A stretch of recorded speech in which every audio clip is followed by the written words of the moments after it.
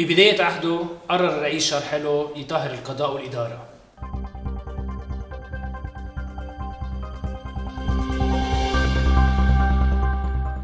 بأيلول 65 بيصوت مجلس النواب على القانون رقم 49 اللي بيعدل صلاحيات مجلس القضاء الأعلى وبيعطيه صلاحيات استثنائية لصرف القضاة من الخدمة. معنا اليوم تتخبرنا عن هالمرحلة الباحثة بليج الأجندة جويل بطرس اللي كمان كاتبة مقال عن تطهير القضاء بال 65 و 66. جويل، من الآخر ليه قرر شارحيلو يطهر الإدارة بهالوقت؟ تنحط الامور بالسياق التاريخي تبعها. شارحيلو اجى دغري من بعد فؤاد شهاب يلي هو يعتبر الرئيس يلي فعليا اسس لشيء اسمه دوله بلبنان بانشائه عدد من الادارات والمجالس يلي بنعرفها لليوم، مثل مجلس الخدمه المدنيه، التفتيش المركزي وما الى هنالك. شارحيلو اجى محسوب على التيار الشهابي، وكان من ضمن انه المخطط تبعه يكمل بهذا النهج الاصلاحي. وبوقتها كان في كتير حديث عن الفساد بالقضاء والتدخل بالقضاء، وعن ضرورة إصلاح هذه المؤسسة وإصلاح الإدارة، خاصة أنه الإدارة كان في حديث كتير بوقتها عن كمية موظفين هائلة زايدة أو فائض بالقطاع العام. فأخذ القرار على هذا الأساس بال65، وعلى هذا الأساس طلب الرئيس حلو من رئيس مجلس شورى الدولة جان باز أنه يحط مشروع قانون بيعطي مجلس القضاء الأعلى صلاحيات استثنائية ليتمكن من صرف القضاة من الخدمة. وبالفعل بلشت حكومة الرئيس حسين العويني بدراسة هذا المشروع يلي بعدين أقرته حكومة الرئيس رشيد كرامة. عمليا كيف صار التطهير؟ من القضاء أو من الحكومة؟ من الاثنين. يلي صار هو انه القاضي جان باز حط مشروع القانون بالتعاون مع وزير العدل بوقتها نسيم مجدلاني، ووافق عليه مجلس قضاء الأعلى يلي كان رئيسه بوقتها بدر المعوشي، وبعتوه على مجلس الوزراء لدراسته واقراره كمان. وعطى مشروع القانون صلاحيات استثنائيه لمجلس القضاء الاعلى لصرف القضاة على اساس 3 معايير. الأولى هي عدم الكفاءة، الثانية هي العجز الصحي، والثالثة هي عدم الأهلية. اتخذ هذه القرارات على أساس الأكثرية المطلقة وبطريقة الاقتراع السري، ومجلس الوزراء عليه انه يوافق على هذه القرارات بمهله 10 ايام، واذا ما وافق بيصير القرار مبرم وبيتم صرف القاضي. والصرف بيصير مع اعطاء القاضي تعويض نهايه الخدمه، يعني كانه فعليا القاضي ما عمل ولا اي جرم مسلكي، وكانه فعليا بس استقال وانعطى تعويضه وراح قعد بالبيت.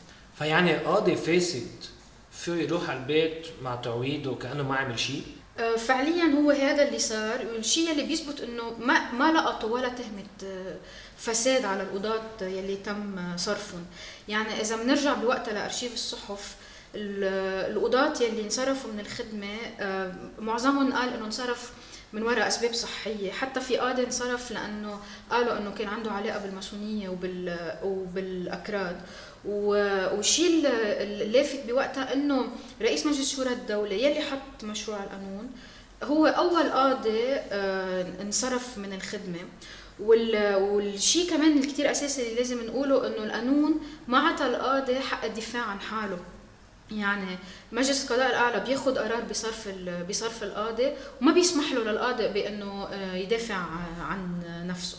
وفعليا بين آخر 65 وشباط 66 تم صرف 16 قاضي من الخدمة، بيناتهم القاضي جان باز، كمان رئيس ديوان المحاسبة القاضي أحمد الأحدب، وعدد من المحامين العامين بمحكمة التمييز، وقضاة منفردين وما إلى هنالك. ويلي تبين كمان بوقتها انه الصرف صار على اساس 6 و6 مكرر، يعني صرف ل8 قضاة مسيحيين بوجه 8 قضاة مسلمين.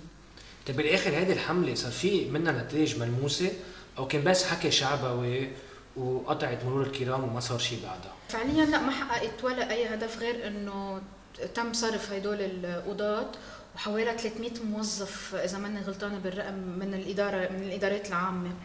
ويلي صار بوقتها هو انه بقي شارل حلو مصر انه هو بده يضل مكمل بالاصلاح، مع انه باول نوضح انه صار في موجتين لصرف القضاة. اول وحده مثل ما قلت باخر ال 65 تم صرف 12 قاضي فيها، والثانيه باول 66 تم صرف 4 قضاة فيها. من اول ما صار صرف ال 12 قاضي الراي العام ما كثير انه استوعب شو صار، او حتى انه لقاها انه هذا انه شيء انجاز انعمل. بس حلو اصر انه يكملوا بهيدا العمليه، وعلى هذا الاساس انصرفوا الاربع قضاة الباقيين. واعترض كثير من الوزراء بحكومة الرئيس رشيد كرامة على قرارات الصرف، خاصة انه القضاة ما انعطاهم حق الدفاع عن حالهم، وقالوا انه هن وافقوا على هيدي القرارات مراعاة للمصلحة العامة. وبوقتها كمان كثير انحكى عن المعايير الطائفية يلي اعتمدت لصرف هدول القضاة. يعني مثلا رشيد كرامة اعترض على صرف قاضي سنة، وقال ليش انه تم اختيار القضاة السنة والتركيز عليهم. في وزير درزي اعترض على صرف أكبر قاضي درزي بالجمهورية اللبنانية. واستقالت حكومة كرامة دغري من بعد تاني موجة صرف للقضاة، وقالوا إنه خلصت عملية التطهير وإنه الإصلاح انتهى. ويلي بيأكد إنه ما كان في ولا أي نية فعلية لإصلاح القضاء هو إنه ما صار في ولا أي تعديل على القوانين يلي فعلياً بتجرم الفساد وبتمنع التدخل بالقضاء. فبقيت القوانين على حالها، وبقي الحكي عن التدخلات بالقضاء وعن تلقي قضاة رشوة هو ذاته، وكأنه القاضي هو المسؤول الوحيد عن الفساد، وكأنه السلطة السياسية وهذا النظام ما له أي علاقة بالتدخل وبإفساد القضاء. يعني فعليا فشل التطهير 100%. وشارل حلو بمذكراته اعترف بهيدا الشيء، يعني بيقول بمقطع من مذكراته انه اصبح الاصلاح موضوع انتقادات عنيفة متناقضة من الذين صرفوا ومن الرأي العام الذي لم يقتنع او لم يشعر بان الاصلاح احرز اي تقدم، وراح ينسى انه تناول ما تناوله من قضاة وموظفين.